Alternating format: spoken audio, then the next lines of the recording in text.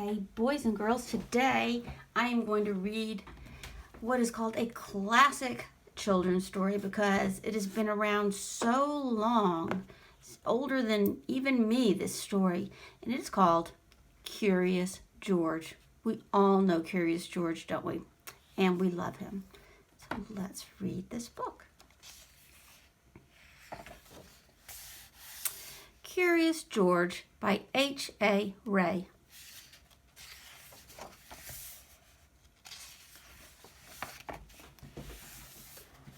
This is George. He lived in Africa. He was a good little monkey and always very curious. One day, George saw a man. He had on a large yellow straw hat. The man saw George too. What a nice little monkey, he thought. I would like to take him home with me.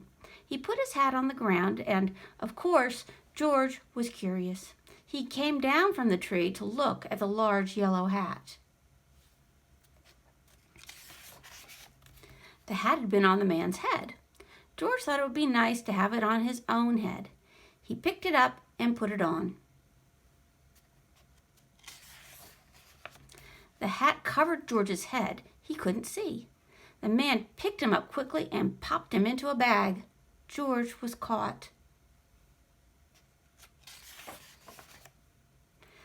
The man with the big yellow hat put George into a little boat, and a sailor rowed them both across the water to a big ship. George was sad, but he was still a little curious. On the big ship, things began to happen. The man took off the bag. George sat on a little stool, and the man said, "George, I'm going to take you to a big zoo in a big city. You will like it there. Now run along and play, but don't get into trouble." George promised to be good, but it is easy for little monkeys to forget.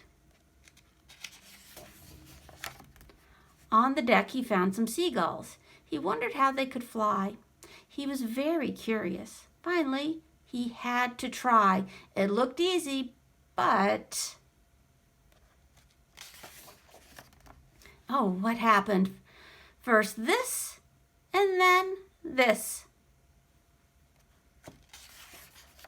"Where is George?" The sailors looked and looked. At last they saw him struggling in the water and almost all tired out.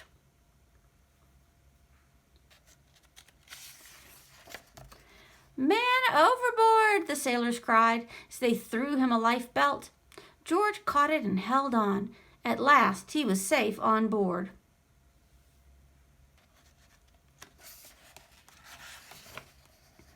After that, George was more careful to be a good monkey, until at last the long trip was over. George said goodbye to the kind sailors, and he and the man with the yellow hat walked off the ship onto the shore and on into the city to the man's house.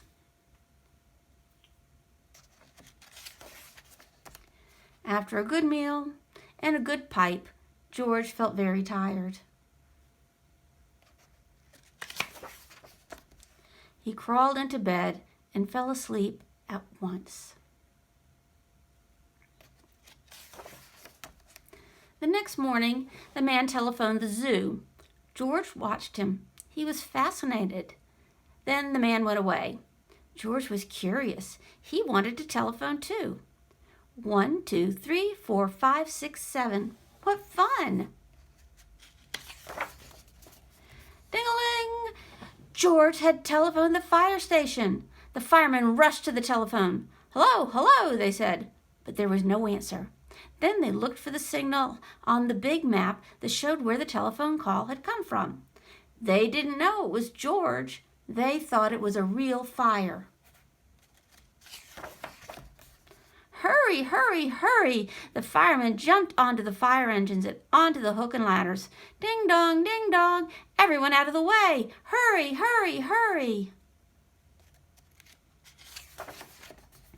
The firemen rushed into the house. They opened the door. No fire, only a naughty little monkey. "Oh, catch him," they cried. George tried to run away. He almost did, but he got caught in the telephone wire and...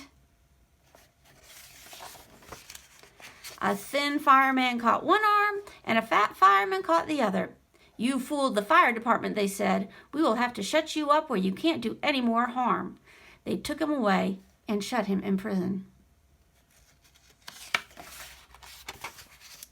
George wanted to get out. He climbed up to the window to try the bars. Just then, the watchman came in.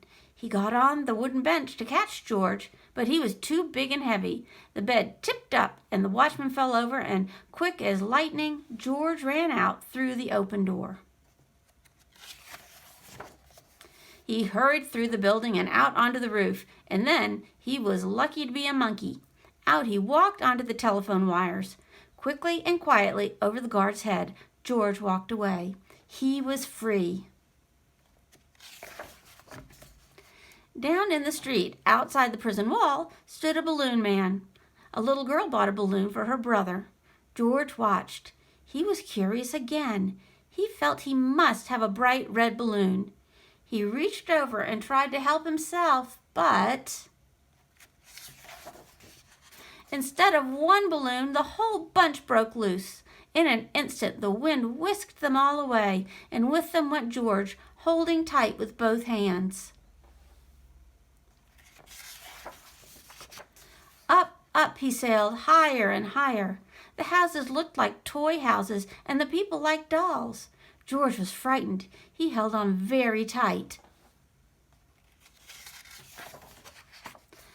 At first, the wind blew in great gusts. Then it quieted. Finally, it stopped blowing altogether. George was very tired. Down, down he went, bump, onto the top of a traffic light. Everyone was surprised. The traffic got all mixed up. George didn't know what to do, and then he heard someone call, "George!" He looked down and saw his friend, the man with the big yellow hat. George was very happy. The man was happy too. George slid down the post, and the man with the big yellow hat put him under his arm. Then he paid the balloon man for all the balloons. And then George and the man climbed into the car, and at last they went away. To the zoo. What a nice place for George to live. The end. I hope you liked it. Bye.